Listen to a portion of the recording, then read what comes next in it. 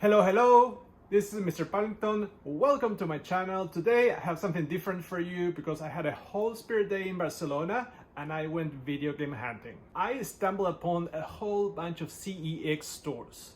CEX is a chain of video games and retro games that doesn't have a very good rep around the internet.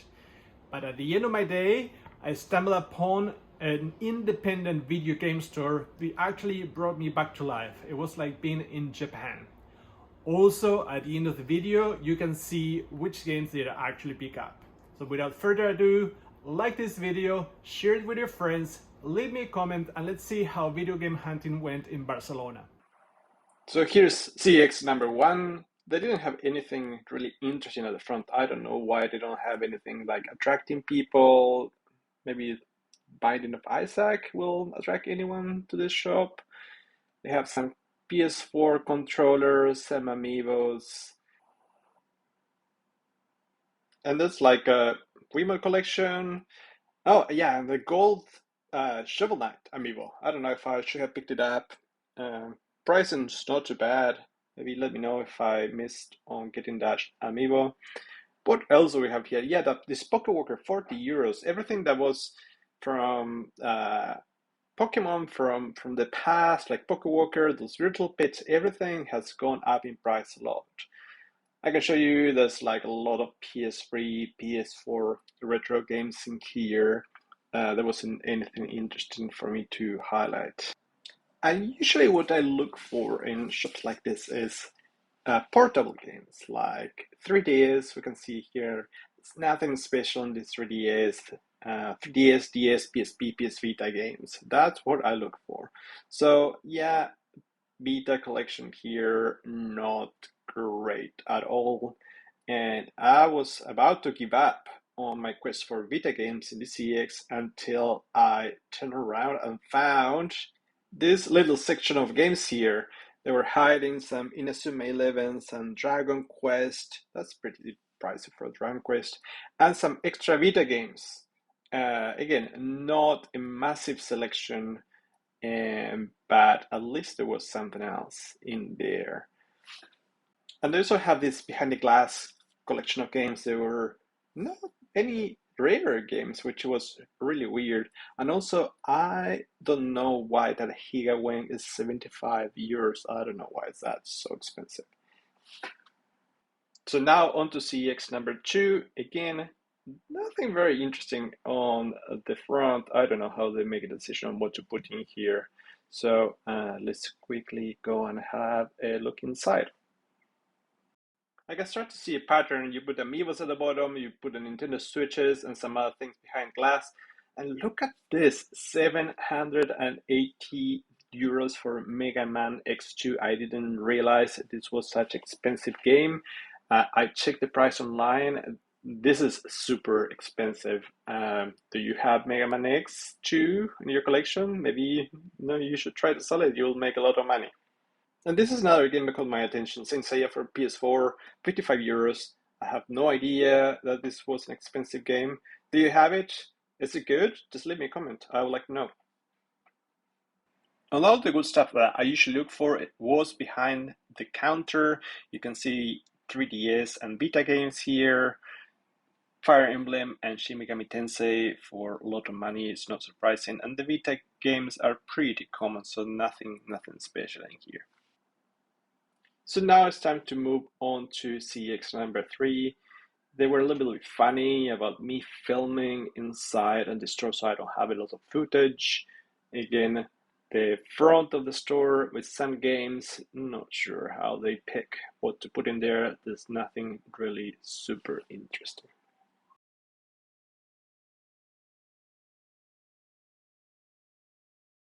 And we can see the same organization as before, Wiimotes, 3DSs, controllers, Nintendo Switch. These Pokemon Pikachu Switch controller look amazing. I almost got that.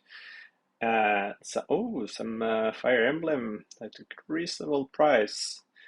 Amiibos, like on of the other shops. What else do we have here? Rogue Galaxy. Yeah, nothing super special. I actually this Ghost of Tsushima really caught my attention. It looked amazing, but look at the price. And when I was about to give up because I was running out of time, I found this game store and look at it.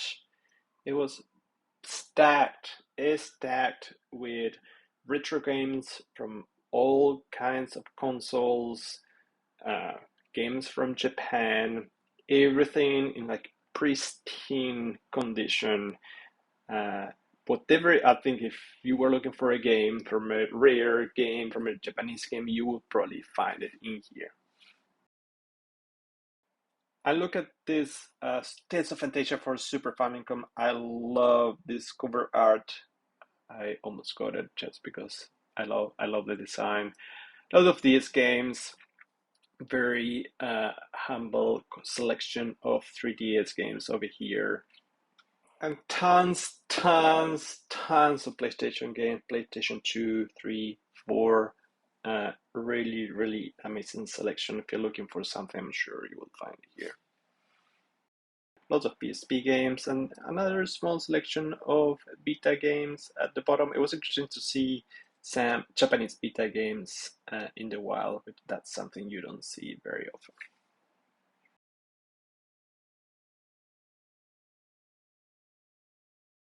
Now to some Wii and GameCube games. Did you know that GameCube cases and covers were quite different in Japan? You can see some of them in here.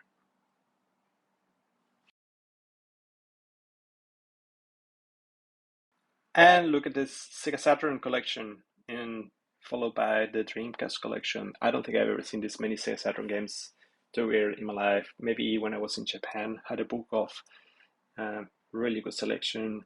And I love this Space Channel 5 uh, cover, amazing, really good price, and some other amazing Dreamcast games here as well.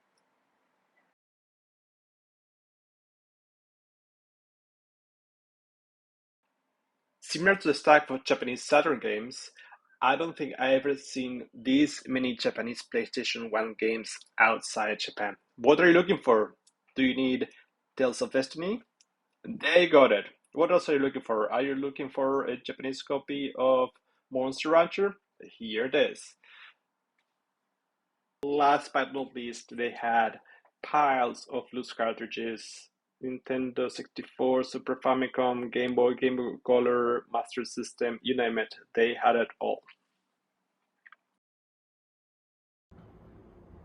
So let's go through the pickups. I will group them by the different platforms I bought games for. What I look for usually is portable games. So really old ones like Game Boy or Neo Geo Pocket Color, something like that.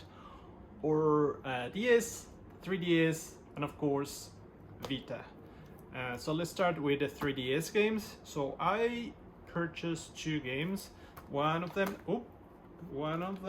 which I think you saw on my video, is Fire Emblem Shadows of Valentia. For some reason, when I was at the end of the 3DS lifespan, I stopped buying 3DS games, so I missed on the last wave of Fire Emblem games. So found this one for a reasonable price, and I know these Fire Emblem games are going to skyrocket. If you check my other videos, you'll see that. So yeah, I'm excited to try Fire Emblem Echoes, Shadows of Valentia. The other 3DS game I purchased is Fantasylife.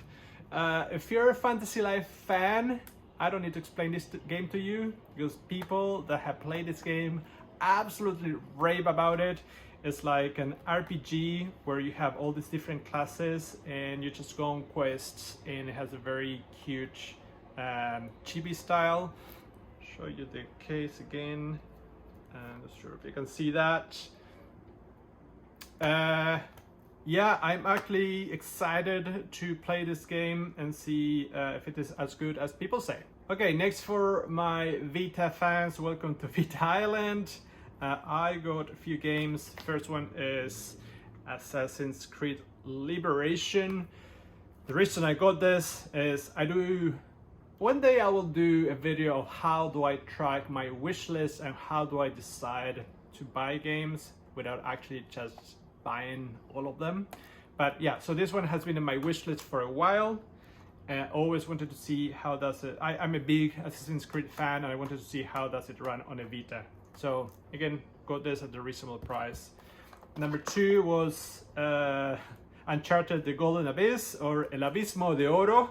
I don't mind having games from different regions. Some people are very, hey, I need to have the game from the US or bust and my collection will be ruined. I don't care, so I always wanted to grab Uncharted. Again, I'm an Uncharted fan. Uncharted Portable is supposed to be really good, so I'm happy to give this a try. Now, this is an interesting pickup. Dragon Ball Seed, Battle of Seed.